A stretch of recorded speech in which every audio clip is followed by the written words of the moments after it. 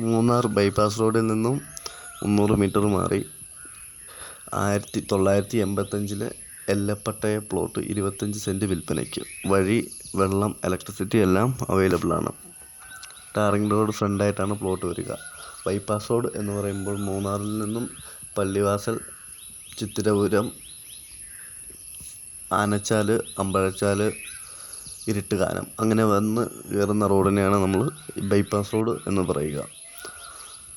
ആ road സൈഡിലായിട്ടാണ് ആനച്ചാലിനടുത്തായിട്ടാണ് plot കിടക്കുന്നത്. ആനച്ചാലിൽ നിന്ന് ഒരു 2-3-4 കിലോമീറ്റർ മാറി ആണ് പ്ലോട്ട് കിടക്കുന്നത്.